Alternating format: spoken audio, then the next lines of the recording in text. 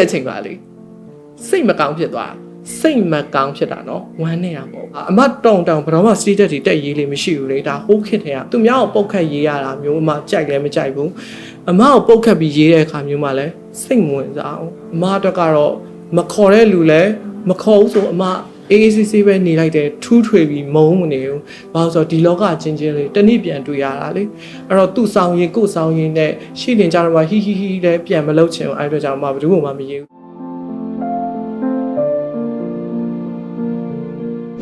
မရ beauty salon လောက်ကလာလေဒီကောင်မတွေကဘာဆိုဆရာတူတပည့်တွေလည်းမရှိဘူးအဲ့လိုဟိုမရဝင်လာမဟုတ်ဘသူတပည့်မှမဟုတ်ခဲ့တာဆိုတော့ဒီကောင်မတွေအလွယ်ရလို့ငွေပေါက်လွယ်လို့ beauty salon ကနေ makeup လောကကိုကူးလာတယ်ဆိုပြီးတော့ပြောခမလုပ်ခဲ့တဲ့ trend တွေအများကြီးရှိခဲ့တာပဲအဲ့ဒါကြောင့်မလို့လဲအဲ့လွန်ခဲ့သော10စုနှစ်တခုမှအထိုက်လျအောင်မြင်လို့လဲ1တို့2တို့နေရာတွေเนาะ A level အဆင့်ကိုမှဝင်ခဲ့တာပေါ့အဲ့ဒါဖြစ်လာဖို့ပါလဲလေ design မစူးစားတယ်ဥကိုနဲ့အမ L size ကို make up လိမ့်ရပါတော့အဲ့ခက်ကလိမ့်တော့ L size ခေါ်သွားလို့ဥကိုဦးညီဆိုင်ဒီဆရာဆန်လန်းမှာပါသွားတော့လေမမအဲ့တုန်းက L size ကိုလိမ့်ရတယ်မိုးရီကိုလိမ့်ရတယ်အဲ့တုန်းက TV program အတွက်မှလိမ့်ရပါပေါ့နော်အဲ့ချင်းဆိုတော့ချာပြီနော်15နှစ်လောက်တော့မကတော့လေတွေ့18နှစ်လောက်ရှိမှလားမသိအဲ့ချိန်မှာလေဥကိုကမရဲ့ make up ကိုကြည့်ပြီးတော့နင်းတဲ့လက်ရကောင်းတယ်ဘဒုတပည့်လေဆိုတော့အဲ့ချိန်မှာတော့အမဘဒုတပည့်မှမဟုတ်ဘူးဘဒုတပည့်တော့မဟုတ်ဘူးလို့ဒီလိုပဲစောက်ကလေးဖတ်ပါလေးဖတ်နဲ့စူးစားတာလို့အရန်စာဖတ်ဖြစ်တယ်ပြီးရင်အဲ့လိုမျိုးကိုယ့်ဘာကိုလေ့ကျင့်ဖြစ်တယ်အေးရဲ့ကောင်းတယ်တဲ့ဒီဇိုင်းမမှတ်သွားတဲ့စီနီယာလူကြီးရဲ့စကားကိုနားထောင်အောင်နော်ဒီတိုင်းဒီဇိုင်းမမှတ်သွားပုံမှန်လေးစူးစားတဲ့9နှစ်မှာလူသိလိမ့်မယ်တဲ့10နှစ်မှာထိတ်တန်းဖြစ်လိမ့်မယ်တဲ့အဲ့စကားအားပဲအမအဲ့ဒီဇိုင်းမမတ်ကလေးသွားခဲ့တဲ့ဥစ္စာတကယ်လဲ9နှစ်မှာလူသိခဲ့တယ်10နှစ်မှာ A class ဝင်ခဲ့တယ်အဲ့လိုပေါ့အဲ့တော့လူတွေတယောက်အောင်မြင်လာပြီဆိုလို့ရှိရင်အလကားအောင်မြင်လာတာမဟုတ်ဘူးအချိန်တစ်ခုကိုပေးဆက်လာတာနေရာတစ်ခုကိုပေးဆက်လာတာလေအမတို့လည်းပုံစံမျိုးစုံနဲ့အောက်ကျပြီးသွားခဲ့တာအောက်ကျတယ်မကျဘူးဆိုတော့ကိုယ်စိတ်ပဲဆိုင်တယ်အဲ့တော့အမကတော့အောက်ကျတယ်အောက်မကျဘူးလဲမခံစားဘူးတွဲခေါ်တယ်မတွဲခေါ်တယ်မခံစားဘူးတကယ်မခံစားရတာနောက်တစ်ခုရှိသေးတယ်အန်အောကငါတို့ကနင့်ကိုဝိုင်းချက်ထားဟာစားလိုက်တဲ့အချိန်ပါလေစိတ်မကောင်းဖြစ်သွားစိတ်မကောင်းဖြစ်တာနော်ဝမ်းနေရမဟုတ်ဘူးဟဲ့ဘာလို့လဲအဆင့်လည်းမတူကိုကဘာအဆင့်မှမဟုတ်ဘူးသူတို့ကကိုထက်မြင့်တဲ့စီနီယာတွေအဲ့လိုအကြီးတွေကွာဒီကတန်းဝင်တော်ဝင်သူတို့မလိမ့်လို့ညင်းတဲ့ဟာမှာကိုတွေလိမ့်ရတယ်ဘောကဘာအားသွားဖြစ်လဲသိလားဟဲ့သူကငါ့ကိုဒီလိုပြောတယ်ဒီလိုအနေအထားမှာရောက်နေတဲ့လူတွေကဒီလိုတတ်မှတ်တယ်ဆိုတဲ့ကကိုအထိုက်လျောက်ရည်ချင်းရှိတယ်ဆိုတာကိုမှအားတက်စရာတွေဖြစ်တယ်တကယ်တော့တကယ်တမ်းကြာလို့ရှိရင်သိလားမမကြုံရတာနောက်တစ်ခုရှိသေးရဲ့မမအဲ့လိုမျိုးအသစ်ဆန်းလေးတီထွင်တတ်တယ်အသစ်ဆန်းလေးလိန်တတ်တယ်အဲ့ကြတာလေမမအဲ့လိုလှုပ်ဖူးတဲ့ဆိုင်ရလေပစ္စည်းသိမ်းပလိုက်တာပစ္စည်းမမအဲ့လိုသစ်ဆန်းလေးလှုပ်လို့လေပစ္စည်းသိမ်းပလိုက်တာမမလိန်လို့ဆိုပြီးတော့အဲ့လိုမမနဲ့မှမျက်ခုံးမွေးရိမ့်မယ်ဆိုတဲ့လူတွေကိုပေးမတိုင်တော့တာကြုံမှုတဲ့အဲ့ဒါကိုစိတ်ဆိုးလို့မရအောင်လူဆိုတာနေရာပြောက်မှာကြောက်ကြတဲ့လူတွေကြီးပဲဒါပေမဲ့အမတွေးလိုက်တယ်ငါကလေးကြရင်မဖြစ်အောင်လုပ်မယ်ငါတို့ကိုကိုပြစ်မှာဒီတိုင်းသိပ်ပဲမဲ့လေငါခလေးကြရင်ငါဝန်ထမ်းတွေကိုစောင့်ကောင်းအောင်မှုရပေးနိုင်ရမယ်တကယ်အမဝန်ထမ်းတွေစောင့်ကောင်းအောင်မှုရပေးနိုင်တယ်အဲကွန်ပိတ်8လို့အမတခုံးမှပြောသုံးလုံးဖွင့်ထားလို့ပဲစူရတာပဲရှိတယ်မမအရန်နုညံ့နေသူတော့မဟုတ်ဘူးအပေါက်ဆိုးတယ်ဆိုးတယ်ဆိုတာလဲလုပ်ငန်းဝင်မှာမတိကျတဲ့သူတွေပေါ်မှာပဲဆိုတာဟိုတလောကနီနီခင်စောပြောတဲ့စကားလေးပေါ့မမသမီးမပေါ်ခင်တည်းကမမရှိနေခဲ့တာနော်အောင်မြင်ခဲ့တာသမီးတို့အခုဒီလောက်တက်တန်းဖြစ်လာတော့လဲမကြသွားသေးဘူးနော်ဒီနယ်ပယ်မှာကောင်းမွန်တဲ့ရလဒ်နဲ့ရှိနေသေးတာမလည်း strategy ကောင်းတာပဲဆိုရဲဟောက်စားတော့နော်အဲ့လို strategy ကောင်းမှုဆိုတာလဲအမတို့ကဟိုစိတ်ဓာတ်ကောလူရောအစဆုံးပြုစုပြိုထောင်နေကြရတာပေါ့နော်အဲ့ဒါလည်းဘယ်သူမှလုပ်ပေးရမဟုတ်ကိုပဲလုပ်ပေးရတာအဲ့ဒါကြောင့်မလို့ senior junior ဆွဲခေါ်ခြင်းမဆွဲခေါ်ခြင်းသူများကိုစေတနာရှိလို့ဆွဲခေါ်ခြင်းမဆွဲခေါ်ခြင်းဆိုတာလေကိုနဲ့အများကြီးဆိုင်ပါတယ်လို့မှပြောကြည့်လူတော်တဲ့တက်တဲ့လူတွေကနောက်လူတက်လာမှအရန်ကြောက်ကြတာမျိုးရှိတယ်အဲ့ဒါတယောက်နဲ့တယောက်ခံယူချက်မတူတာလည်းဆိုင်လိမ့်မယ်မဟိုအတွေ့အကြုံရပါတော့မမရှိမှတင်လာတဲ့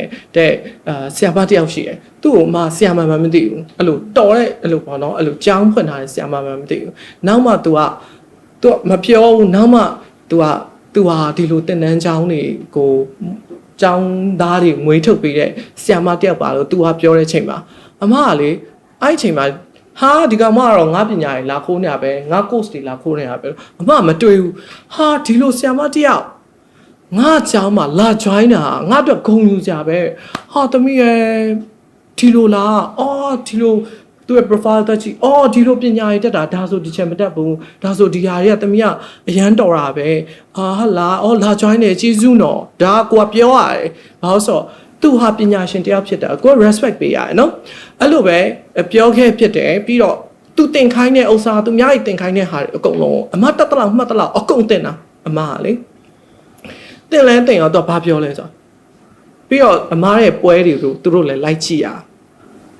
အဲ့နဲ့သူတို့သမီးကိုလိမ့်တာနဲ့တင်တန်းမှာတင်နေဟိုင်းနေအကုန်အတူတူပဲတော့စက်ထုံးတွေရော make up တွေရောအေးအတူတူပဲလေဘာပဲလို့ပညာမရှို့တာလဲတဲ့သူကမေးရနော်မေးရခါကျဟဲ့ရှို့စရာမလိုတာလို့ငါဒီနှစ်ကဒါလိမ့်နေဆိုရင်နောက်နှစ်ကနောက်တစ်မျိုးလိမ့်ချင်လိမ့်ပါလို့ငါအမြဲစူးစမ်းနေရလို့အဲ့တော့ကြောင့်ငါဘဒုမှပညာရှို့စရာလည်းမရှိသလိုငါဖွက်စရာလည်းမရှိဘူးလို့နင်တို့တက်တာတဲ့အရာတခုရှိအဲ့ဒါဘာလဲသိတာနင်တို့ငါဘယ်လိုမှရှင်းလို့မရတာအဲ့ဒါငါ experience လို့ငါ experience နဲ့ငါလျှောက်လာတဲ့လမ်းကတမီးတို့မိယူမမိနိုင်ဘူးလို့ဘာလို့ဆိုငါစူးစမ်းနေတဲ့လူတစ်ယောက်ဖြစ်တဲ့အတွက်ငါဘယ်တော့မှမကြောက်ဘူးလို့အားလုံးပညာရေးထည့်ပေးလိုက်လို့ရတယ်အနည်းဆုံးတော့နင်တို့တွေကတူတယောက်အောင်မြင်သွားပြီဟေ့ဆိုရင်ဘယ်လိုပဲပြောနင်တို့ကငါတတ်ပဲလို့ငါဂုံယူရမှာလို့နင်တို့နံပါတ်1ဖြစ်ရင်ငါပိုတော်ဂုံယူရမှာဒါ matter တပည့်ဆိုပြီးတော့အဲ့လိုစိတ်ပဲမွေးတယ်အားလုံးသိကြအောင်ဆို Jessica Hanso ဒါအမရဲ့တပည့်အရင်ခောက်မအောင်မြင်ခင်တည်းကလေဟက်ကမှနင်းအောင်မြင်မှာနင်းထိတ်တန်းဖြစ်မှာအဝတ်စားကိုတသက်ရဝက်လူတွေကိုဆက်ဆံတာကောင်းကောင်းမွန်ဆက်ဆံနင်းဟာငါထက်ပေါင်းသေးဆက်ဆံရင်ကောင်းတယ်အဲ့အတွက်ကြောင့်နင်းထိတ်တန်းဖြစ်မှာနော်လို့အမပြောခဲ့ပြီးသားဒါတွေမစုခဲ့ဘူးလည်းမဟုတ်ဘူးမဆဲခဲ့ဘူးလည်းမဟုတ်ဘူးသူတို့ငယ်တုန်းရွယ်တုန်းမှာစုခဲ့ဆဲခဲ့တာတွေလည်းရှိတာပဲမမတို့ဟိုခက်ကဆိုလဲအမတို့ magazine တွေခက်ပါနော်ကိုသူမအားလို့ကိုမျက်နှာဖုံးလင်းခွင့်ရသွားတဲ့အခါမျိုးဆိုလို့ရှိရင်ကိုမခေါ်နိုင်မပြောနိုင်နေဖြစ်သွားပြီးမခေါ်တော့တာရှိတယ်ကိုနည်းနည်းအောင်မြင်လာတဲ့အဲ့လိုခင်လာမင်လာပြီးမိတ်ကအတိုင်းပါတော့ခင်လာမင်လာပြီးတော့သူလည်းဘာမှမဟုတ်ကိုလည်းဘာမှမဟုတ်ဘဲနဲ့ကိုအဲ့လိုဖောက်ထွက်လာတဲ့အခါမျိုးကြလို့ရှိရင်မခေါ်မပြောနိုင်တဲ့လူတွေရှိတယ်အဲ့ဒါယူလဲကိုကလိုက်ပြီးစိတ်ဆိုးလို့မရဘူးလူဆိုတာအနေထားတစ်ခုရောက်လာလို့ရှိရင်ဆက်ဆံခံရတာကျပုံစံတွေမတူဘူးတခါကျရင်တို့အားငယ်သွားတဲ့တာမျိုးရှိတယ်အဲ့ပေါ်မှာကိုကနားလဲပြီးလိုက်တာပေါ့နော်အဲ့တော့စိတ်ဆိုးတတ်လားအမတောင်ဘယ်တော့မှစတီးတက်တွေတက်ရေးလေးမရှိဘူးလေဒါဟိုးခစ်ထဲကအမစိတ်ညစ်တယ်ဆိုတဲ့အကြောင်းပဲသူများကိုပုတ်ခတ်ရေးရတာမျိုးအမကြိုက်လည်းမကြိုက်ဘူးအမကိုပုတ်ခတ်ပြီးရေးတဲ့အခါမျိုးမှလည်းစိတ်မဝင်စားဘူးအဲ့လိုမျိုးဆိုတော့အမအတွက်ကတော့မခေါ်တဲ့လူလည်းမခေါ်ဘူးဆိုအမAACC ပဲနေလိုက်တယ်ထူးထွေပြီးမုန်းမနေဘူးဘာလို့ဆိုတော့ဒီလောကချင်းချင်းလေးတနည်းပြန်တွေ့ရတာလေအဲ့တော့သူ့ဆောင်ရင်ကို့ဆောင်ရင်နဲ့ရှိတင်ကြတော့မှဟီလည်းပြန်မလုပ်ချင်ဘူးအဲ့အတွက်ကြောင့်မဘယ်သူမှမရေဘူးသူတော်ကောင်းမကြီးလည်းမဟုတ်နေဘူးเนาะအမလည်းသူတော်ကောင်းမကြီးမဟုတ်ဘူးရိုးသားဖြူစင်အေးစင်းနေတဲ့ကောင်မလည်းမဟုတ်ဘူးပုံမှန်လူတွေကလူပါပဲမင်းမို့လို့ကျင်တာဆိုရဲသူတွေကလည်းတကယ်အရင်အောင်မြင်တဲ့အချိန်မှာပြန်လာရောတဲ့ဟာမျိုးတွေဘယ်လိုတွေကြုံနေရတာအေးပေါ့နင်းမို့လို့ကျင်တာဆိုပြီးတကယ်အောင်မြင်တဲ့ခါကျတော့လေစကားကြီးပြန်ပြောကြတယ်နော်အဲ့လိုပြောတဲ့ခါကျတော့လေအဲ့ကြောင့်တော့လေကောင်းမရင်ခုတော့ငါ့ကိုပြောရတယ်လို့မတွေးပါဘူး။အော်တော်သေးတာပေါ့အဲ့ကြောင့်တော့လည်းပြောလိုက်ရတယ်ပေါ့ဟဲ့အဲ့ဆိုတော့ခုတော့လည်းပြန်ခေါ်ကြပြီဆိုတော့လေကောင်းကောင်းမွန်ပြန်ပြောကြပေါ့အဲ့လိုမျိုးဆိုတော့လေဝမ်းသာစရာပေါ့လေအဲ့လိုပဲတွေးလိုက်တယ်။အခုတော့ငါ့ကိုလာခေါ်အဲ့လိုလည်းမတွေးပါဘူး။ဒါပေမဲ့ကိုကတော့ကြုံဆိုပြန်နော်အဲ့တော့ငါမခေါ်ဘူးအဲ့တော့ပြစ်ထားနော်ဒါဆိုအမခွိတယ်အဲ့လိုမျိုးတော့ခွိတယ်ကိုကဟိုစွာတာအမလူကြောက်တယ်ဆိုတော့အဲ့လိုမဖြစ်ချင်လို့စွာတာအရန်စွာအဲ့လိုမဖြစ်ချင်လို့မအဲ့လိုဘေးထွက်နေရမျိုးပေါ့နော်တခါကျရင်အဲ့လိုနာမည်ခေါ်တာတော့နှိမ်ပြီးခေါ်တာလေးရှိရသေးလားအဲ့ကျရင်ကွာပြေးပြီးတော့လောက်လေးချီပြီးနှုတ်ဆက်ပလိုက်တာအဲ့လိုမျိုးလေသူကနှိမ်ပြီးခေါ်ချလိုက်တာအဲ့လိုမျိုးပါကိုလည်းဘယ်ရမလဲနှိမ်ပြီးခေါ်တဲ့ချိန်မှာပြေးပြီးတော့ဟာမတွေ့တာကြာပြီဟောဆိုပြီးတော့လှုပ်ချလိုက်တာအဲ့တော့လေသူလည်းအဲ့ချိန်မှာရုပ်တရက်ဆိုဖြစ်သွားတာပေါ့နော်ဖြစ်သွားတဲ့အခါကျတော့တခုချို့ဟာလေးကကိုပါနှက်ဖို့ရယ်စိတ်ထားတတ်ဖို့ရယ်စိတ်ထားတတ်လို့ရှိရင်မပူလာဘူးပေါ့နော်